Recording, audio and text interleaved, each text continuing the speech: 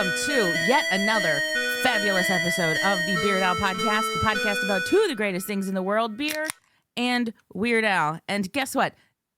There are no dudes in the room today. This is an all-girls episode of the Beard Al Podcast. I am Lauren. I am always here because this is my show, and I am joined by... it's true. It's true. It's my show. I don't doubt it. Before I hit the record button, just to give everybody context, Lily and I got all fired up. So now we're starting the show hot. We're coming in hot now. But I am joined by Lily Hirsch, who, if you're listening to this show, you know who Lily Hirsch is, because I'm not even going to mention like all the Weird Al writing that you've done. I'm really just because you've been on the show before, so people who listen to the show should know who you are. Well, fun. People know me. Yeah, I know. So first of all, how are you? I'm so good. It's great to get to see you. I always love getting to visit. And it is fun having an all-girl episode. I know there's this idea that a lot of the Weird Al space is male-dominated, but it's not totally true. No. What do you think of all that? It's not. That's a good question. Like, it's not totally true. And as I've found myself in a weird spot.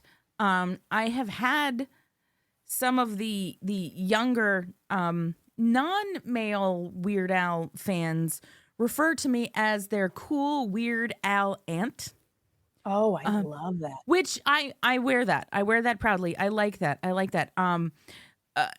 like the notion that I, and you as well, by the way, like we're in that place where we make it okay to be a girl that likes this stuff. Just as Weird Al, for all of us, has made it like okay to embrace those weird parts of yourself. There are parts of like male nerddom. I'm using finger quotes here. People can't hear that, but I'm doing it. That can feel exclusionary if you're not, if you can't answer all the right questions all the time, right? Yeah. I am proof, and you are proof, and all of the other lovely young ladies that I have talked to on my journey doing the show, we are proof that there is no cookie cutter Weird Al fan. Like, yes, there is what a majority of Weird Al fans look like and are, but you can't pigeonhole everyone, and I'm very excited to have this conversation with you today as somebody who just like me takes Weird Al and funny things very, very seriously. Yes. And I'm happy to be part of this space. And I think Weird Al is very inclusive in what he does musically. So I've never felt excluded in that way. So this is a great song for us to be talking about today. I love being part of this Weird Al space. I would love to be a Weird Al aunt as well. I think you kind of are. Oh, that'd be so fun. Yeah. Should I get us t-shirts that say that? I think you should. I think we need to make a club. I think we need to make like a subgroup of like of female Weird Al fans like over the age of like 35 and up. Yeah.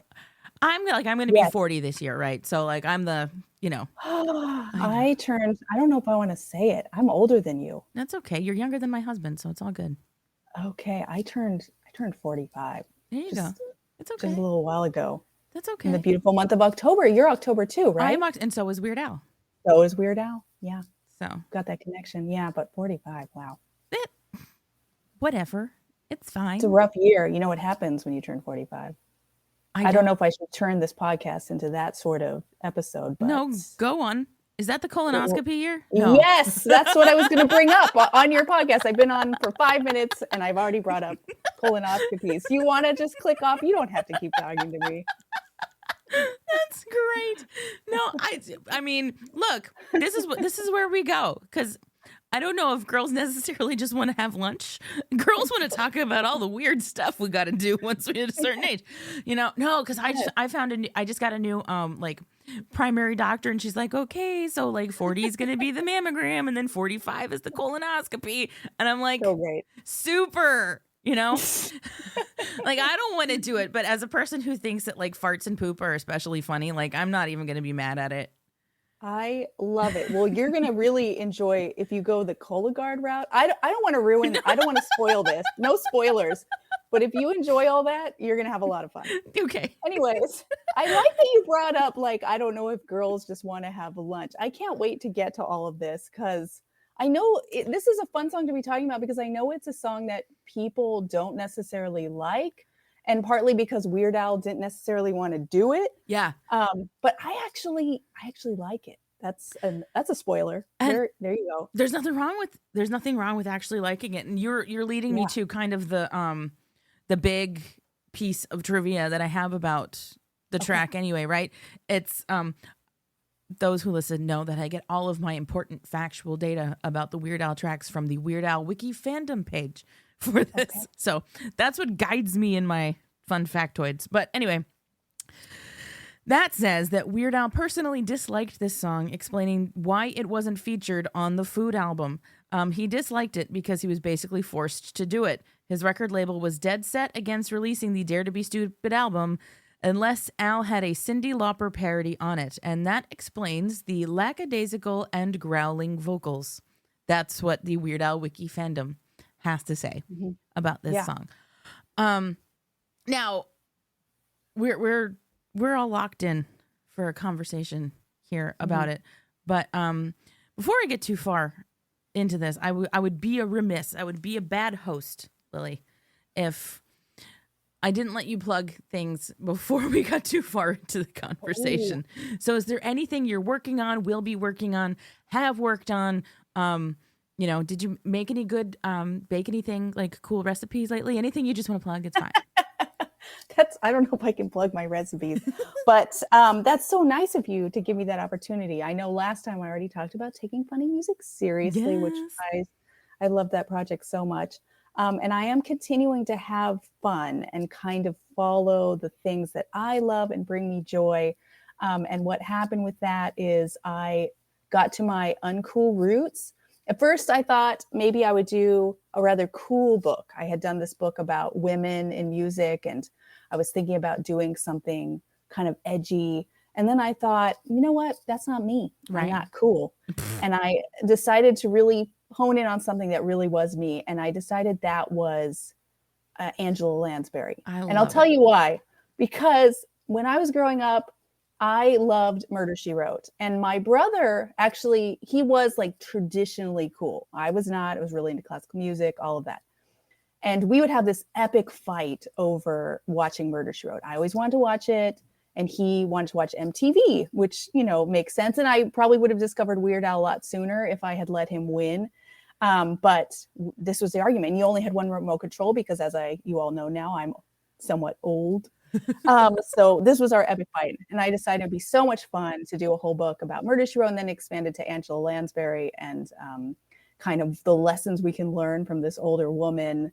And that's going to be coming out in October of this year in time for her 100th birthday. Wow. She's another October lady, huh? Yes, I know. Isn't that weird? I wonder what that's about. I don't know. Yeah, but it's bringing me so much joy. And the one note I got from my publisher is that they wanted me to make it a little funnier. And I know no one's ever asked me to do that. I was like, you want me to try to write jokes into the book? Like normally people are like, could you take that out? And I went a little far with that. I almost thought about showing a few to my daughter to see if maybe I'd gone too far, but I thought I wouldn't be able to handle. She's 13, whatever she said it'd be too rough and I wouldn't recover. Right. But anyways, that's what's happening. I think that's so cool. Like, again, it's just, embracing the stuff that made you who you are, right? Mm-hmm. I think, and the joy. It's the joy. And I think more adults need to embrace the joy of their formative years because I don't know. Most people that I know that have done that, that's where their successes happen to lie. So not mad at it at all. I love it. Yeah. Thank you. I'm having a lot of fun, almost too much fun. I had a friend recently say that I was one of the happier people she knew because a lot of people, you're raising kids or whatever you do and it gets hard, but I love what I do. Well, that's love what you do to the point that other people are suspicious. I know. What is she up to? What's going on over there? Yeah. That can't be real. Keep No. guessing. What is she up to? But thank you. Thank you for the plug. I have no recipes to plug. That's okay. Not to, no, I'm totally not going to derail it at all here. But if you are looking for recipes, Russ and I found this fabulous YouTube channel called Catherine's Plates. She's an older empty nester with her husband. And she's been doing recipes online for like 7 years. And she's got like a huge YouTube channel. And she's so incredibly relatable. And the fact that she and her husband are empty nesters now, she does a lot of like, this is a great dinner for two kind of thing. And so we're taking to making at least one of her recipes per week. And I'm like a top fan of her Facebook page because every time I make one of her things, I comment on it and I post a picture. And she always replies and she goes, looks delicious. And I'm like, thanks, Catherine. Oh, that's wonderful. You're making connections. She's like my support. hero. If I ever get to where she is, because, she talks about where she lives on the channel and stuff. But so like, if I'm ever in that part of Texas, like I'm going to hunt her down. I'm going to be like, Catherine, I just need to give you a hug because you've fed me without knowing it. Oh, I love that. I'm finding, I should try that. I think I'm finding I do a lot of the cooking because of writing. I can be at home and I can cook. And then it gets boring and then I don't want to cook. And on the weekends, my husband loves like getting the kids involved and they make these really elaborate dishes on the weekends. Oh. Like they made gnocchi from scratch. Oh, that's a lot. Oh, it was so good. So I'm really all about other people's recipes right now and other people's cooking. Oh, I can't get enough. Well, I feel like us talking about food is ultimately going to be a great segue into us talking about what we like about this song. So I will say that last week on a recipe that we found on Catherine's Plates YouTube was a tamale pie. Ooh. And so it's a casserole that you make in like a cast iron thing. So you brown your meat and like all the like there was enchilada sauce and like taco seasoning and like onion and pepper and stuff like all in the meat. And then it's a cornbread mix that you put on top of that and you just bake it all together. So it's like the meat that would be inside of a tamale, but instead of being like the corn wrap, it's just cornbread on top of it. And I ate like the whole, like I ate too much of it. And then we had leftovers. Love that. This is a good segue because you know what? I do like lunch. I like lunch a lot. So question then, as far as lunch goes, because the only umbrage I really take with the lyrics in that regard is girls just want to have lunch. Like I want I want all of the meals. But as far as are we getting into it? I love it. I'm ready for this. Okay. I know. But as far as lunch is concerned, are you I feel like you can fall into several camps with lunch, right? Okay. You can get stuck in a rut where it's like, well, I'm just going to buy a loaf of bread and I'm going to have like peanut butter and jelly. And that's just what I'm going to make every day. Right. Yeah. Or it could be like, I'm going to make sure that we make enough at dinner so that I have leftovers to heat up for lunch. Yeah. Or you can get takeout for lunch. Yes. There's too many options. I'm so boring if we're actually going into what we have lunch. I love like a special lunch out and all of that, but normally I'm super boring with lunch. I shouldn't even say it's like a healthy smoothie. It's so bad. Oh, there's nothing wrong with that. I know. We shouldn't take any shame in whatever it is we're eating. I had a bowl of Raisin Bran Crunch for lunch today. See, that I'm familiar with that also. Oatmeal, things like that. I'm trying, especially after the holidays. I went through this transformation that often happens during the holidays where before the holidays, you're like someone that just eats a cookie, sometimes in the evening. And then you become a person that eats cookies after every single meal as a snack. All of a sudden, cookies are snack food. Yeah. And then all of a sudden, you're pouring frosting into a mug and just eating it like a soup. I got into that. And so I'm trying to be healthy. It's a shift. Yeah. It's a shift. I get that. I feel that shift. I understand it. Yeah. So it was a slow slide. I knew that was the end. The holidays needed to end once I was like spooning frosting out of a cup. You're like, oh, this is too much. This is beyond the pale. I can't continue. Yeah, I can't continue with this. Holidays are over. Holidays are over. It's true, man. See, that's what bums me out. But as far as the girls just want to have lunch song, yes, let's let's stick with the positive stuff for now because we can talk about the stuff that we think doesn't work after. I have so many positives. Are you ready for my whole take? I'm so ready because I feel like Okay. your take is going to drive this bus. So Okay. let's roll. I'm ready for this. Okay. It starts back with Cyndi Lauper, though. It actually starts back with Robert Hazard. Yep, who Robert wrote Hazard. this original song, right? Okay, so he's writing about girls just having fun, but he's like from this male perspective of like girls just want to have fun and I want to like take advantage, and it's you know what I'm saying. Okay, all right, calm down, sir. Then Cyndi Lauper comes and reclaims the song Girls Just Want to Have Fun and becomes an anthem because she's talking about it and she's giving women agency and she's changing it, and then it becomes something better when she takes this song. And at first she was nervous about doing that song because of the original connotations, but she took it, she made it an anthem. She was very inclusive in the video. All kinds of women appear in this video. So lots of positive stuff there. Okay, then we've got Weird Al. So I'm liking the song. He comes in. We know he doesn't really like the song. I get it. And you can really tell he doesn't like the song partly from his rhyming, right? Normally his rhymes are amazing, so clever. And in this, you've got lunch, lunch, lunch, lunch in one Yes, stanza. you do. It's not super clever, or brunch, lunch. Hunch. You know what I mean? Like, yeah, it's not maybe to the normal level also. But the thing I like about it is that he has also kind of reclaimed it in a way from Robert Hazard. He doesn't give it, he's a man doing the song, so it could have brought back kind of that negative energy from the initial thing of like, girl, he could have made it sexual, but instead he did it, girls just want to have lunch. And so it's none of that initial kind of take. So I'm happy about that. And then the other thing I like about it is it's kind of accessible for someone like, well, I don't know, someone older or someone who likes to be boring or someone who likes to watch Murder, She Wrote. Because it's not like in Cyndi Lauper's, I love the energy and I love the power and the message and the agency, but these ladies are out at night having fun. Like, what if I don't want to go out at night? What if I just want to have lunch? That's brilliant. What if I don't want to go out at night? What if I just want to have lunch? Yeah. So this is an agency that's more my speed.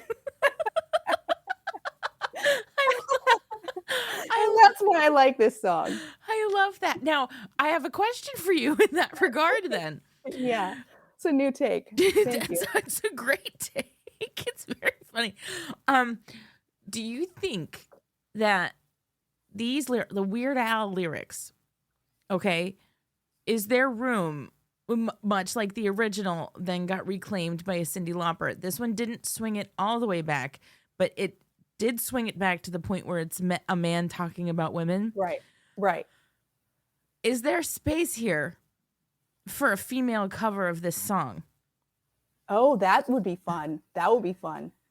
Yeah. And you're right. He doesn't swing it all the way back. Like in the start, he is, and it's also giving some range to women. It's not just like girls want to have fun and I'm going to get in there. He's saying some girls like to buy new shoes and others like driving trucks and wearing tattoos. So he's got a nice range of women. He's not like reducing us entirely. I get it. The just have one, the lunch thing but it's not a total reduction. So I'm feeling pretty good about this. And a female cover would be interesting. I love the idea of covering Weird Al, by the way, in general. I do too. Yeah. Summer Woods. I don't know if you listen to this show all the time, but I feel like wonderful. Shout out to another woman in this space. I know. By the way. Summer, please cover this song. Yes. Yes. So I feel like that needs to happen for somebody somewhere somehow. Yeah. I would be funny too to have a video where it's similar to Cyndi Lauper's, but these are ladies that are just like wanting to cuddle up with a book and read and then like pull out their snack. Oh man. Yeah. I'm just like, this song does make me, and so what's interesting, and I'm looking, I've got the lyrics here in front of me, and what's interesting about this song that it's different from other Weird Al food songs is this doesn't mention really any foods specifically. Yeah. Yeah, it doesn't have the same level of detail that he often has, right? Like really with the rhyming or anything. No. Yeah. Because I don't know. I see this song, and I don't know about you, but when I hear this song talking about girls just wanting to have lunch, I picture the things that I like to have for lunch. For instance, I'm not a huge fan of mayonnaise. Can give or take tomatoes in general, and bacon is probably my least favorite of the breakfast meats, but I love a BLT. I love a BLT so much that That's confusing. We need to unpack that. like we have a diner just down the road from the house. It's great. It's, every once in a while it'll be a weekday. Russ will be like, "Hey, do you just want to go down to the diner and get lunch?" I'm like, "Yeah." It's a great little diner. And I love breakfast food. I could eat breakfast foods and only breakfast foods forever and be happy. Okay. So this song is not about me. I am a girl that just wants to have breakfast foods. Okay. For lunch. But sometimes we'll go to this diner for lunch and I will have a really hard time. I'll be looking at the menu and I'll look at all the breakfast stuff and then I'll look at the clock and it'll be like, it's 12:30, but they serve breakfast the whole time they're open, And so I'm like, I could get breakfast, but then it's 12:30 and I'm like, I should probably look at the lunch food, and then I end up getting a BLT. And I'm never upset with myself for making that choice because I love a BLT sandwich so much. Even though the toasted bread on a BLT, I always end up scraping the top of my mouth on it. Like on a club sandwich or anything that comes on toasted bread, it's just like I skid it across. But there's something about the pain of a BLT. That's like this is interesting. If there was a cover of this song, it would be funny if, as we have the women kind of nicely enjoying their homes and their little lunches and whatever kind of activities that don't require them being out all night, we also have all of that information about the specific foods kind of running across the screen, like the detailed this is what she's info eating. about lunch. Yeah. Like a say BLT if breakfast isn't available for lunch, and it just trolls across. I love it. Yeah. Yeah. Like, what's your favorite lunch? It's kind of like the Harry Potter sorting hat or horoscopes or anything like that. Like what you want for lunch says something about you. Oh, that's interesting. That could definitely play into the video. And I feel like I'm not getting into things I don't like about this song, but that's something that's missing, the specificity. But we'll save that. Yeah. We'll save that for after the ad. For our version, for our new version, or the cover. Even the even this version though. I wish there was something more specific about it. Yes. So yeah, but I could see. I wonder if that was part of the the protest of him not wanting to do this song, that he didn't kind of go into all of that. Maybe so is normal. Is this negative really a positive? Where like this doesn't suck, right? Yeah. Yeah, I think it's okay. I understand why it could have happened, and maybe it was, part of. I know we've talked about, or it has been written that the kind of sound that he gives is part of that protest, but maybe some of the the lack of oh my God, specificness. No. Oh wow, I know. Specificity. Oh, forget it. Specificity. Can we cut all this? We should probably cut really. No. Okay. That colonoscopy bit stays. As long as that stays.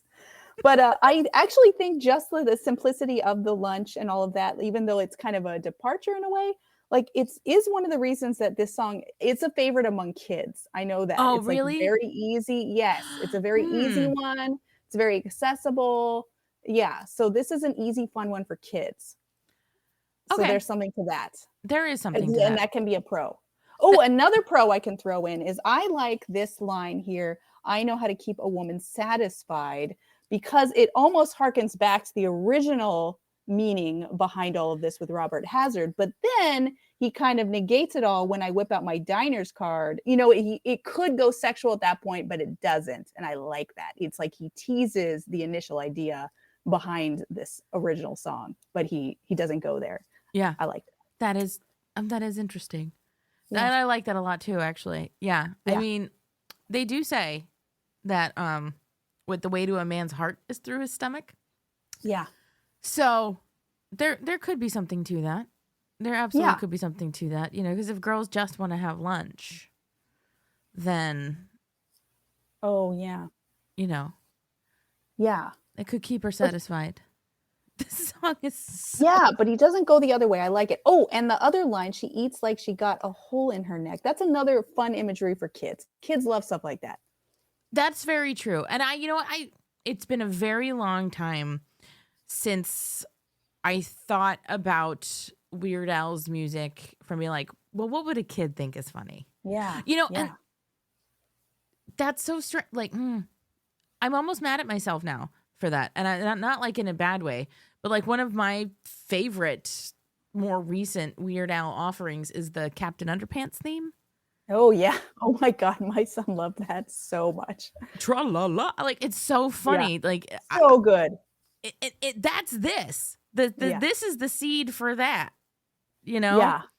Yeah, I had to like way back when I was able to go into my son's kindergarten class when he was in kindergarten. I was just starting to work on the Weird Al book, and I brought in a song for all of them, taught them about parody and played Weird Al. And I really had to think like, what song can I bring in that they're really going to dig?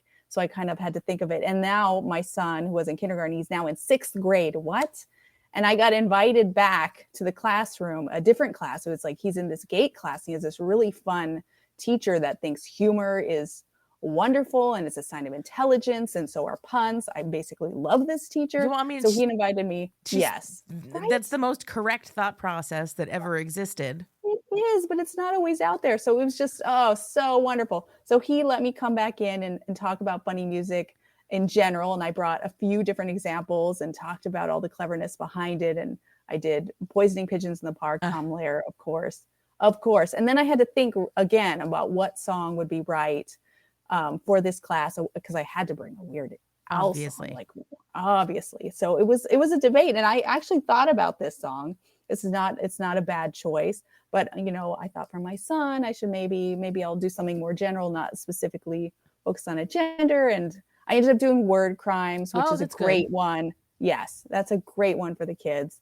I did have to I printed out the text and I didn't add there's that one reference to cunning linguist. I thought, I don't know if I'm going to get my son in trouble somehow. No, but well, that was a good one. But I'm thinking from a kid perspective recently. So that's why I was looking at this song thinking, oh, this is a good one. I like that. I really do. I really do like that. And I mean, honestly, like some of my dearest friends are kids love me. Okay.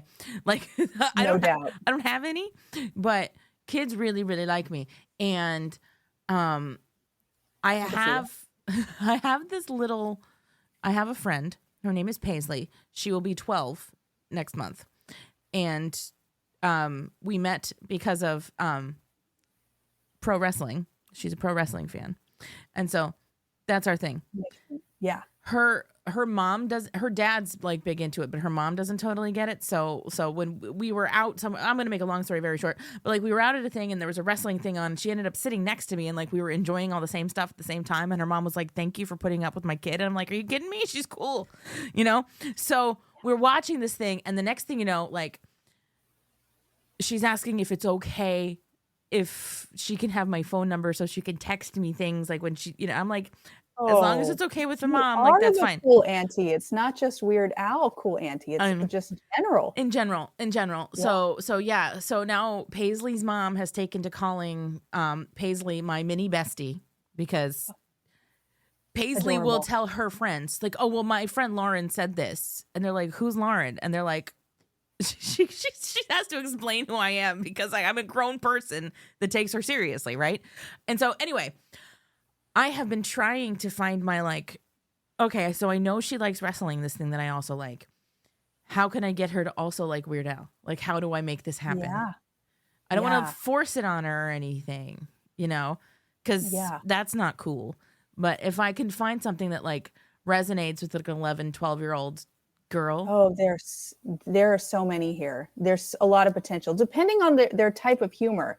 I feel like my daughter, she's 13 now. She's developing kind of a darker sense of humor. Like I think maybe some of the ones like The Night Santa Went Crazy, things like that, she would start to think she would be into that. Whereas when she was younger, she found that troubling as well. She should. Well, yeah. But like that could work. But I feel like when my kids were a little younger, like I Want a New Duck was weirdly popular. That's great. Or not weirdly, but that I'm trying to I don't know her sense of humor, but God, there's a lot of potential and a No, well, yeah, well, fun thing to like play with. her favorite wrestler has a very dark like edge to her. She's kind of like Ooh, the, she's the toughie. yeah. So Okay. I'm getting, the Night Santa went crazy or some of those more. That's helpful. Yeah. That's Or helpful. Albuquerque. Albuquerque, like, yeah, she might really like Albuquerque. She might. Because there's a lot in there. And it's just the sheer length that makes my kids laugh. That's true. It's absurd. It's absolutely absurd. Because this, I feel like this is funny. And this is accessible. Yeah. For younger, maybe younger. Even younger. Yeah. No, that's fine. I've got friends with kids. This is very helpful to me because again, I need to. My Weird Al evangelism cannot begin with adults, right? I need. You got to bring it to the next generation. I'm not normally a missionary type, but with something like this, I approve. And I maybe shouldn't be kind of passing myself off as some great authority on what kids like. I have made some terrible mistakes when it comes to age appropriate for kids. I'm still living down. I'm going to tell you a quick story. I love it. My kids were friends with this lovely family in my town. And when their son was a first grader, at the time he was older than my kids. And I thought he seemed much older and wiser as a first grader, but I was forgetting that he was a first grader. So what I did on April Fool's Day, because I knew this kid really liked bagels, is I brought a bunch of bagels to his house for him and for the family, but I put one of the bagels with white toothpaste. So it looked like cream cheese. And I thought this was an appropriate and a hilarious thing to do to a first grader. Oh, no. Yeah. And I realize now that he was a little young for that. Like he bit into it and he thought he had to be polite to me because his parents raised him right and taught him to be polite to adults, even though the adults are being nuts and brought them a bagel filled with toothpaste. So he just was like, oh, thank you. And then he like discreetly spit it out. And it's only, it took me a while to realize how wrong this joke was for this first grader. Although when he goes to college, I'm planning to send him like bagels, like a care package of bagels. Oh my God. Keep this going. You should. Yeah. That's fabulous. I mean, at this point, so I still feel bad about this. Oh my gosh. I love it. I think that's marvelous. Oops. Oopsie. Yeah, so whoopsie doodle. Just keep that in mind when I make recommendations for what's right for what age of children. I'm like, I could be right, but maybe I'm not. No, that's totally fair. Like, I'm not derailing all the way. I feel like this is all very relatable and still tangentially connected to the song. Eating. I'm talking about eating bagels. So that could be lunch. Could be lunch. It could be lunch because I like breakfast food and I'll eat it for any meal. So there you go. But there's a neighborhood tap room down here where it's very family oriented, which just seems weird for it to be a tap room, but it's like a place where the parents can go, but they have like a little corner for kids to play. There's like a porch swing inside the place. It's cute, right? Yeah. So we were there a couple of two-ish weeks ago, and the owners of the place have a daughter that is 9, I want to say. Okay. And I've known her for a little while, but I hadn't seen her in a bit. And so then she kind of, I walked in and she gave me this, like, I know you, but I don't remember. Cause like the last time I saw her, she was like 5. So like, I get it. Right. Anyway, we got to talking, me and this little girl, Paxton. Yeah. So I'm talking to Paxton. We're having a great conversation. And I asked her, I was like, Paxton, what do you think about Taylor Swift? And she literally goes, eh. Wow. I'm like, okay, interesting. So then I go, Paxton, who do you like? And, she ran a list off and I was like, okay, I can tell that your music taste is really shaped by your mother still at this point. That's wonderful. Okay. Yeah. And then I was like, Paxton, have you ever heard of Debbie Gibson? And she said, no. And Debbie Gibson was who I loved when I was a kid. Okay. Debbie was my thing. And like now I'm a Debbie Gibson like apologist. Like she did all of her own stuff. Like don't ever come at me for Debbie Gibson. Right. So, about an hour goes by and they're getting ready to leave and they all go out to the car and then Paxton runs back into the tap room. She looks at me And she tugs on my arm. She goes, "What was that lady's name again?" And I said, "Debbie Gibson." And she goes, "Mom, play Debbie Gibson." So I think they probably listened to Debbie Gibson in the car on the way home. And I hope that was okay. Yeah, Debbie Gibson should be fine. Well, that's good. You've got kids around that are ready for your Weird Al message. Yes, it sounds like. I feel that like, could have been next time you see Paxton, be like, "Look Okay. what I said about Debbie Gibson. We'll hold the phone here. I got something else for you." I feel like you're right. I shouldn't ever like start with the Weird Al of it all, right? Well, I mean, you could. Depending. But I have to establish trust first with something that's a little more like closer to their baseline. Okay. You know, say, hey, like, here's the thing. Maybe. I feel like I got a lot of cred. So among children that I know, I had a brief period where they thought I was cool. And part of it was working on Weird Al and the funny stuff and how silly and, I Want a New Duck really helped me out there. That has long passed. I'm like, I've got a teenager now. I'm, this 13-year-old. Ooh, it's so hard on the self-esteem. But the making those jokes and pulling out songs like this, it was actually quite helpful. I went right for it a lot of times. Okay. You heard this? Yeah. I'll do it. One of my dearest friends, she's got a little boy who is 4. So yeah. I think I'm about to hit my stride with him. Yeah, I think that's true. And it's also about what they've been exposed to. It's funny, like, what works and what is impressive to kids. Like, I've interviewed different people. Like, I got to talk to Amy Ray at the Indigo Girls. You know what I mean? Like, there's been some cool people I've talked to and my kids just don't know about, and it's not going to work. But I did an interview recently. It was just via email, but it was with the man who played Grady on Murder, She Wrote. If you're familiar with the show, he's like the nephew that's always in trouble. Okay. And my kids were exposed to a lot of Murder, She Wrote recently because of this project. And my son, they could not believe I got to have contact with Grady for Murder, She Wrote. It was, you just never know what's going to hit. What's going to tickle. Mm-mm. That's fabulous. I love it. I feel like we've hit the time for me to throw it to ads. Did you have anything further positive that you want to throw in about the Girls Just Want to Have Lunch? Because the second half is us talking about what we think doesn't work and then giving it a rating. Oh, that's tough. Well, I just want to sum up that I like it. It's my speed. He doesn't send it back to Robert Hazard. He still keeps, women complex and interesting.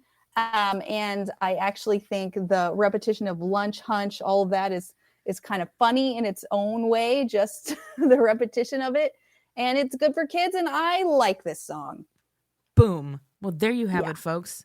That's what you came for today. And on the other side, we'll have a slightly different, but probably very much the same conversation about the same song. So listen to these ads, and we'll talk to you again in just a moment.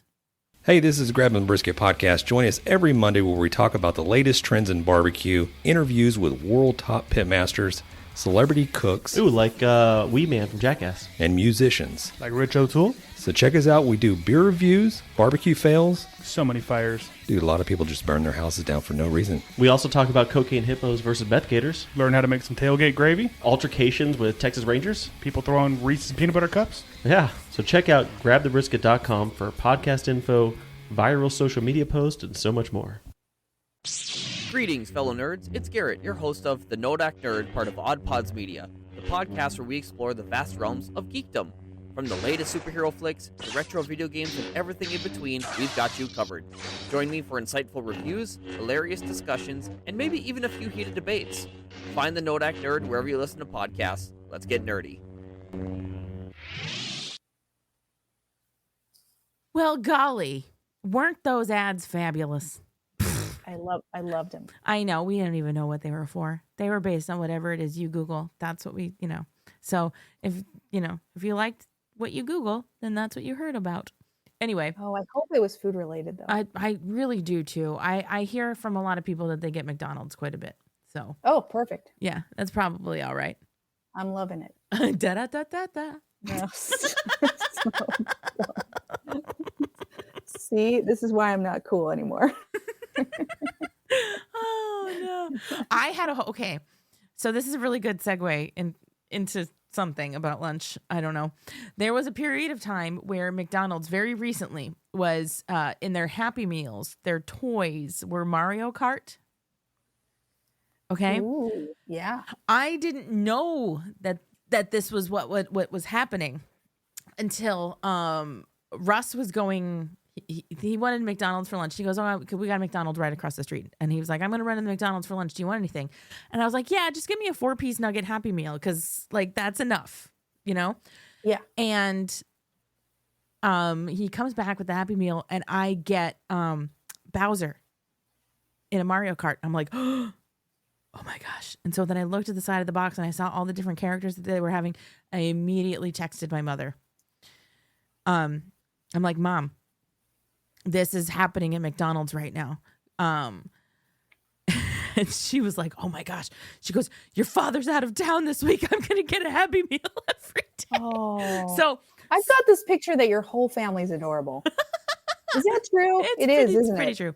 So Oh. the next day, I get this text from my mom. She was like, I don't remember which one she got. I think she got Yoshi or something. And she was like, "I will not rest until I get Toad." Because she wanted Toad, right?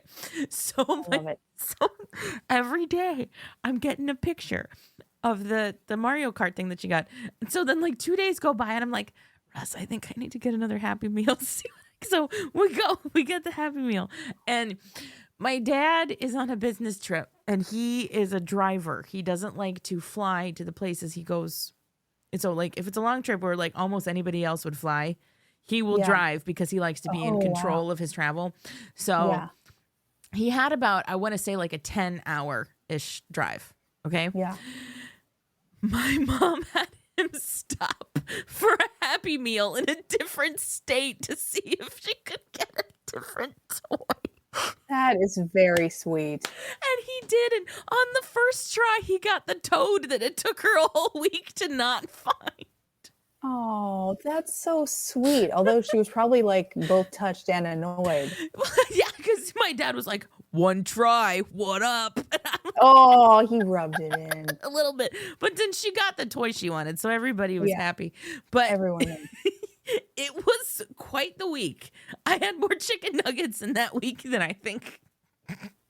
That's so sweet. That's what we're talking about, though. The joy, what brings you joy, and you're staying in touch with the family in this in this fun way. I love it. So goofy. So, but I love it. Don't you love the goofy things? I know you do. I do. love it. My mom recently went to Mendocino, and she stopped at the Murder, She Wrote house, and she went with a few friends.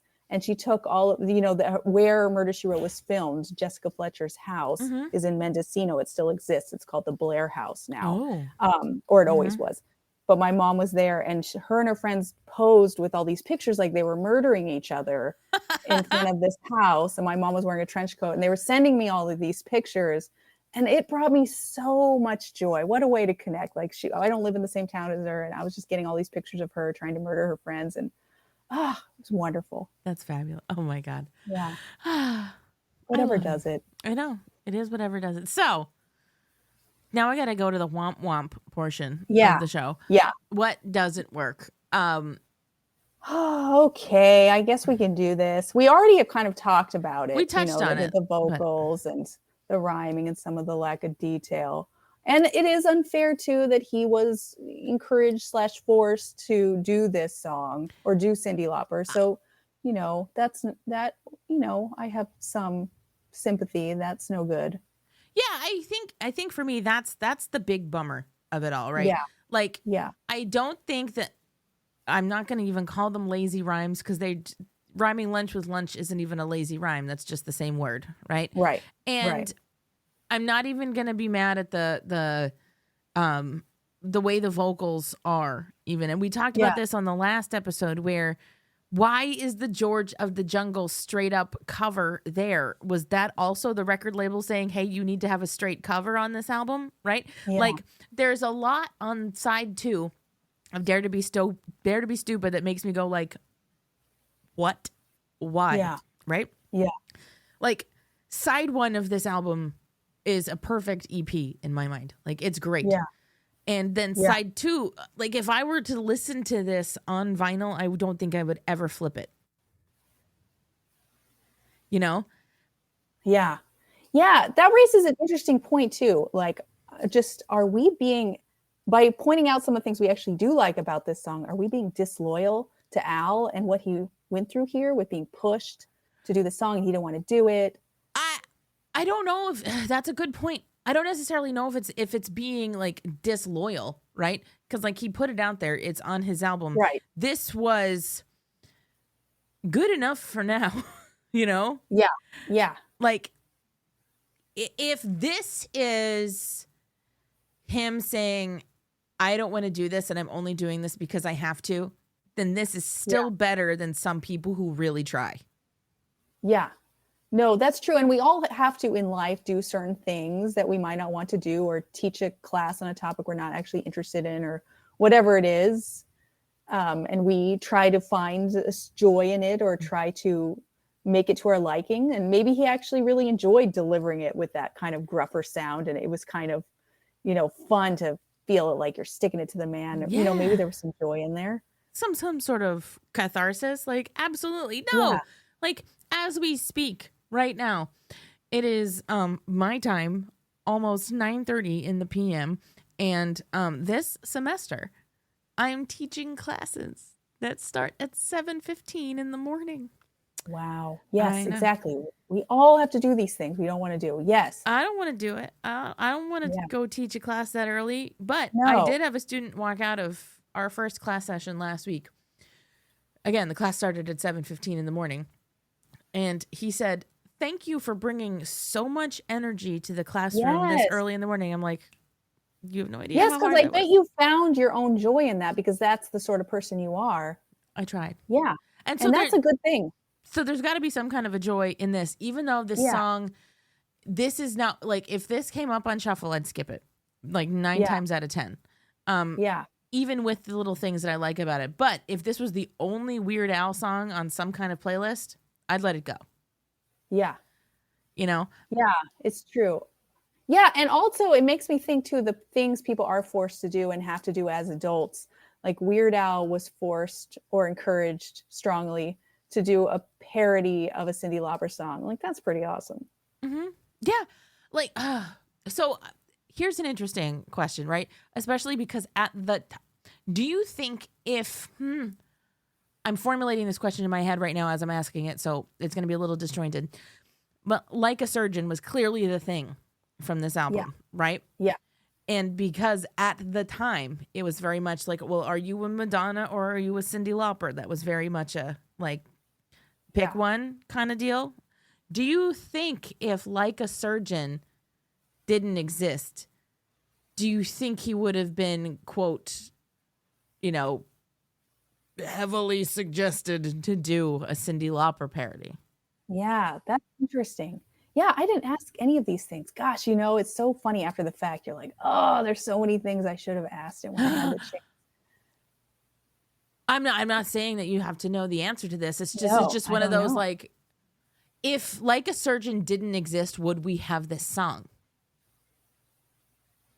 Yeah. I don't know. Yeah.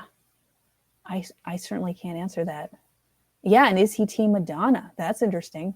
Or did that just resonate more?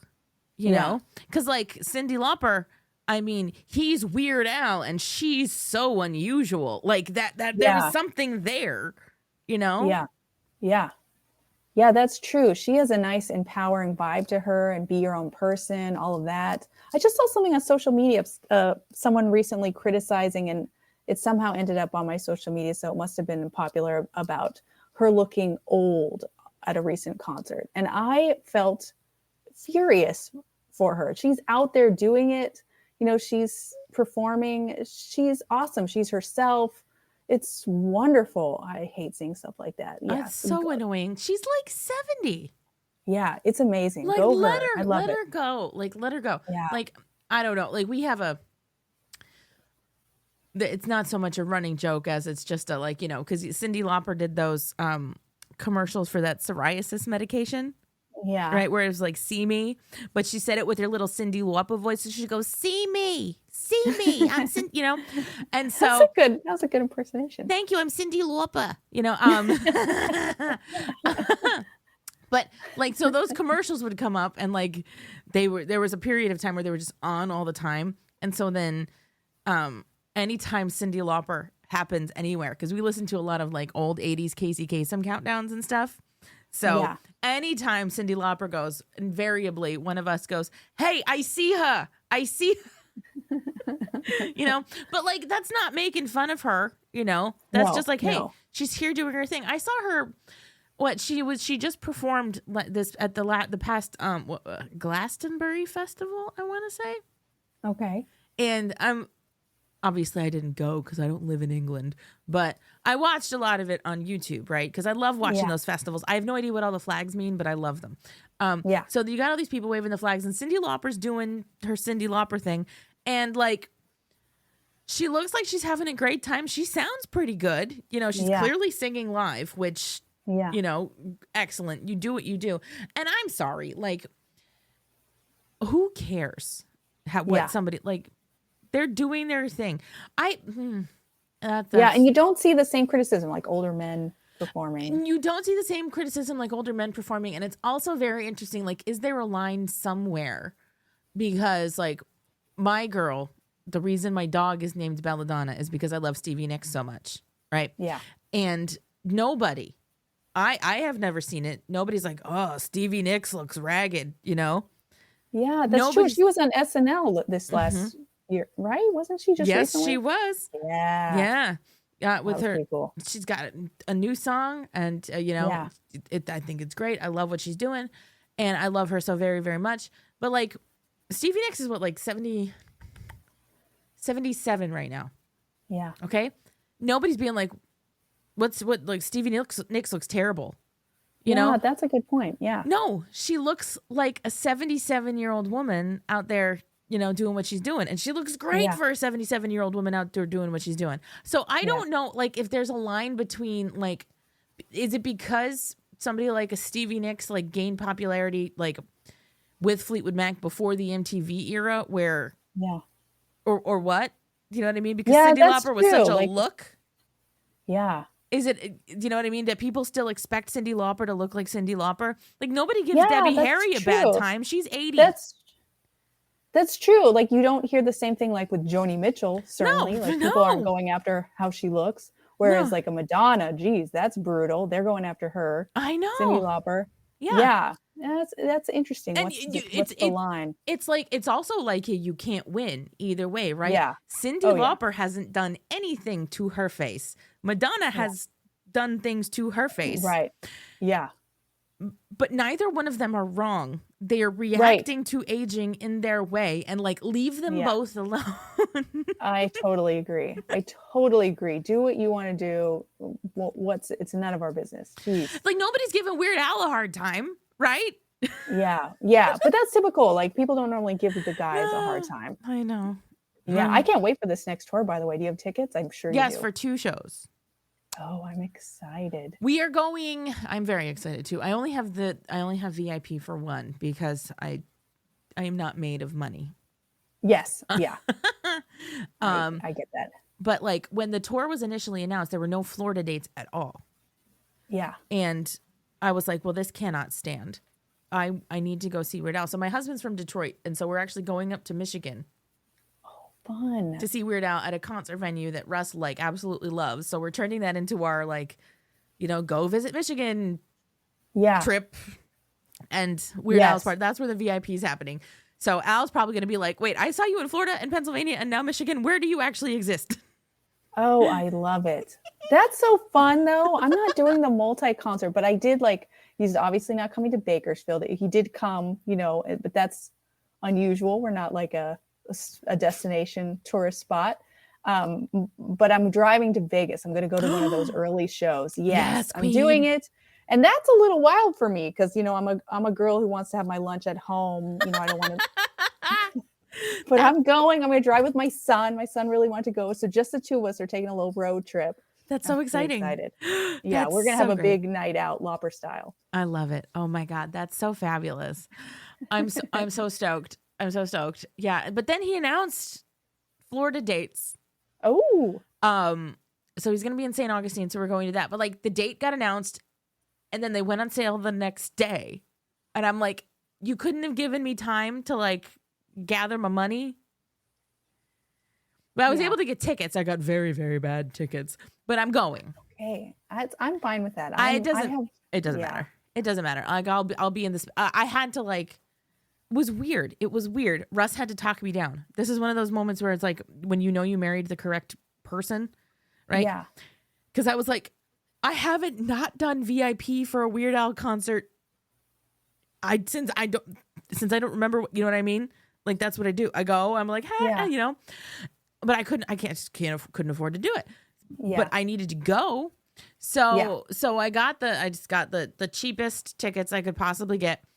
And that's what I did. And Russ was like, he's like, it's okay. He goes, this way we can like focus on other things at the show. Like if you want to like try and talk to any of the other guys, like go to the bus at the end, like do whatever, like have any of them sign your stuff or just like experience things in a way that you haven't done in a long time. I'm like, yeah. That's a really good point. That's a really good point. I will be okay. I will be all right. Yeah. You know. Yes. Yeah, definitely. Yeah, you shouldn't feel bad. I have a real cheap streak. You know, it probably comes from being a writer. Believe it or not, writing nonfiction in music is not a super moneymaker.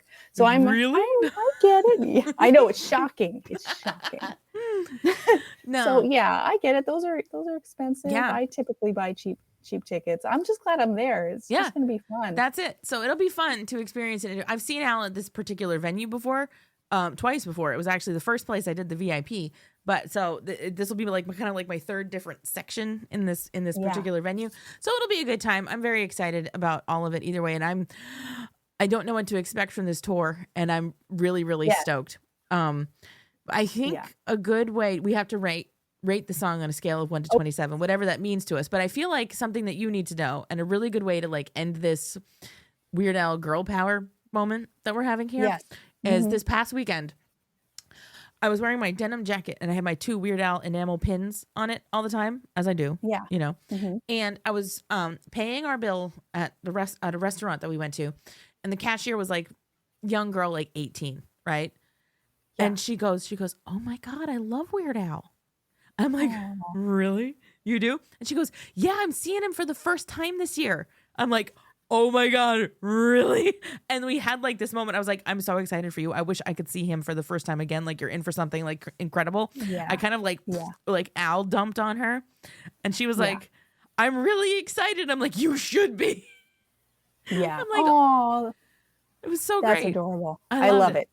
And like she was like, I love that people keep discovering him. It's so wonderful. His like the fan base is just ever expanding. I love it. And it's just, you never know what it looks like. It's beautiful. Yeah. It's a beautiful thing. It's true. Yeah. It's such a joyful audience too. I sometimes like, okay, on the last concert, Weird Al got me seats, which was really nice. So I had good seats. I know it was really, really nice. I don't normally get treated that way. It was pretty cool. That's so cool. It was amazing. But the concert before that, I bought just the cheapest tickets I could. And I just love being like, just with the, like, just checking people out, what they were wearing. And like, just, I was almost distracted from the show, just like checking in with all the people around me, because it was so fun and joyful and so many fun patterns and clothing. And there's a lot to love there. There is so much love. Like, So this is also, I'm like, you know what? I also just get to experience the audience and like enjoy people. Audience is so fun in a different way. And then it's been a while since I've done. So I'm excited for that too. The first concert I went to of Weird Al, and you know I wasn't a fan to begin with. So in writing that book, I started going to the concerts and learning about Weird Al. So the first one I went to, there was a young woman like in the bathroom, and she had this super colorful outfit, and she had these amazing shoes that had Weird Al's signature on them. She'd gotten them signed. And I was like, "Oh my God, I love your shoes." And she's like, "Thank you." And, you know, just like genuine excitement and warmth. I feel like that's what I encounter there. And I just, I can't get enough. I'm so stoked for it. Yeah. I know we can't pigeonhole fans, and they're all genders, all types, but there's a lot of joyful, creative, fun fans. Yeah. I'm so excited for it. This is going to be a good year. It's a good year to be a Weird Al fan, I think. I'm excited. Yeah, and we need it with all the disasters, and you know, I'm here in California with the wildfires, and it's like we need the joy. Yeah. Yeah, and bring it's joy. not something, I think sometimes people feel guilty indulging in joy, like, when people are struggling, like somehow it's disrespectful, but I do not agree with that. Like, we need that. That's part of mental health. Yep. That's part of survival. I think the only reason I've gotten this far is because of finding the pockets to embrace joy whenever it happens. Yeah, for sure. I'm going to very abruptly switch gears and say that on a scale of 1 to 27, Yes. I'm going to give this song a 15.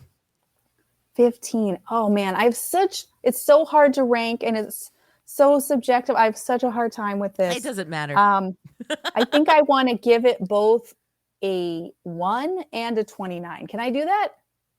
Yeah. I mean, 29 is even too higher than 27. So let's average that out, right? So 15. If you're giving it a 1 and a 29. Yeah, then depending on your perspective, I could go a lot of different ways. So then average that out. You're at 15 just like me. Okay, that works. I like that because we're here together. Yeah. We're doing the girl power. Yeah. We're representing female fandom, and we're embracing Cyndi Lauper and a girl power message, and the fact that Weird Al did not go back to the earlier message of Robert Hazard. So yes, girl power continues. Yes, and hopefully most of you are listening to this over lunch or are about to eat lunch, because I do drop these episodes in the morning. So that's perfect. People This gets can people ready. Lunch is nigh, my friends. Whatever that means, whatever that means for you. Nigh, a good use of the word nigh. Thank you so much. Yeah. I would also be remiss if I didn't mention that since this is the Beard Owl podcast, I have enjoyed the last of my Sweetwater Brewing Company Gummies IPA pack, and I had the fruit punch one because punch rhymes with lunch. And that's perfect. That's so in keeping. I felt like I didn't have to stretch too far. That was great. There's a good rhyme there, right in the mix. Right? See, this is what happened. I loved it. Well, Lily, thank you so much for being back on the show. I love having you here. I love being here. I always have so much. This is just my excuse to come visit you. I love it. Hooray. No, it's very true. We need to do, yeah.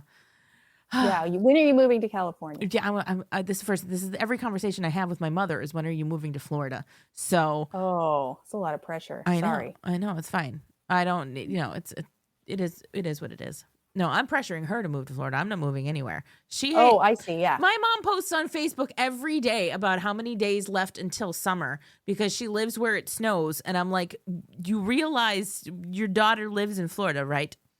Now, where is she? So your husband's family's in Michigan, and are they in Pennsylvania? Yep. Your parents? Mm-hmm. Yeah, that's some snow. Yeah. No. So we're both like, look at no. No. We can deal with hurricanes and the repercussions from that. Everywhere has its issue. That's true. There's nowhere you can live that you're not going to have a weather problem. That's true. I agree. So you pick your poison and you do what you do with it, right? Yeah, I agree. So you can have home anywhere. Mm-hmm. That's it. You can have as long as we've got Weird Al playing. Oh, was that nice? Could that be an end? That is. You can have. Did I help? You did help. Thank you, Lily. You very much helped. Next episode, we're going to move on to the next track on side 2 of the Dare to Be Stupid album. This is the Life, and my guest will be the effervescent and wonderful UH Jeff, who says hi, by the way. Oh, I say hi too. Oh, I love these people. Good people. Anyway, good people. Yeah, so you just heard of good people, and stay tuned next time for some more good people. And yeah, that episode's coming out on Valentine's Day. I don't know. So you get to hear me talk with Jeff for Valentine's Day. Ooh, about This Is the Life. Anyway, folks, that's the show. Have a great time. Okay. Bye. It was smaller than I thought it would be. I know, right? That's the show. Yeah. Woo.